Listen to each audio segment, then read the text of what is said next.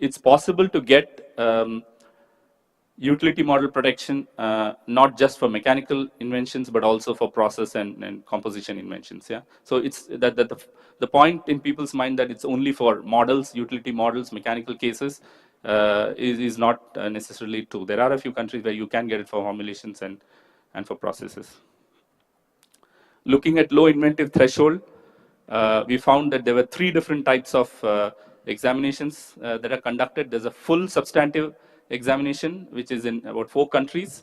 So therefore, when there's a full substantive examination, the kind of inventive step is almost as much as it is for patents, and therefore one can think that there isn't really that much of an advantage. Lower threshold, yes, there are a few countries where there is a slightly lower threshold for inventive step, and then again there are countries where there's only an examination for novelty, not really for inventive step. But then again, this is only examination. When it actually comes to enforcing your patent, then it goes back. The courts have generally gone back and looked for full examination to see if the patent is real, the utility model is really valid.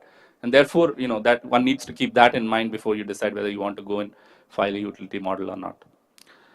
There are many countries which allow double banking, which means that you can actually file a patent application and a utility model.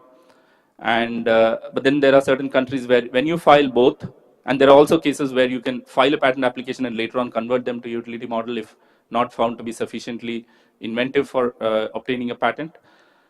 If you see in the example of China and Portugal, you actually see that if you get both granted, and the utility model actually lapses when a later patent is granted on that. So you can't have both granted at the same time, although you can apply for both. When it comes to speed for grant, actually again there we found that there are only 4 countries actually among the long list of about 10 or 15 countries where we studied, where utility models are granted faster, and then there are several countries, I've not really listed them here, where it actually takes the same amount of time as for obtaining a patent or even slower. Yeah? So several of these things you actually get to see that utility models, they may not be as much of an advantage as what people perceive it to be.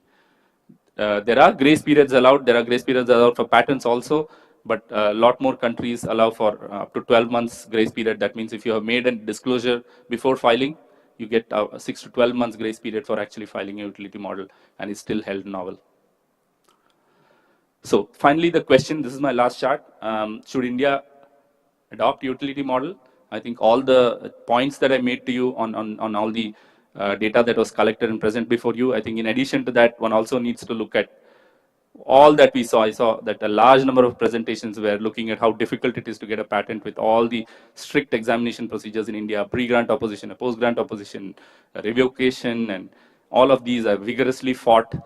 When you consider all of that, one really wonders whether we really need to go in. I'm not going to give a judgment or a view, my view, but then I just thought I would put these points before you, and one needs to consider that there are a large number of countries that give utility model protection, and I think one needs to keep these things in mind before we think whether India should go in for such kind of a protection.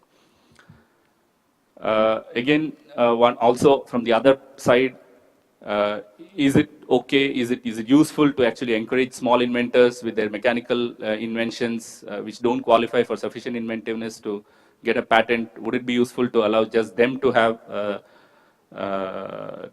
utility models? One can think about that. Time and cost for getting a grant, one needs to look at that in view of the enormous stress on examiners and the amount of applications that are filed, and how much time there is in pendency because of the enormity of the work that's still pending. And again, one needs to think about enforcement. So that's all I had to present, and I think the question is still up there whether we need to, whether Chota Pepsi is indeed Chota, or I mean, if it's indeed small, or whether it still is as big as a patent. So with that, I would like to conclude. And thank you very much. Narayan.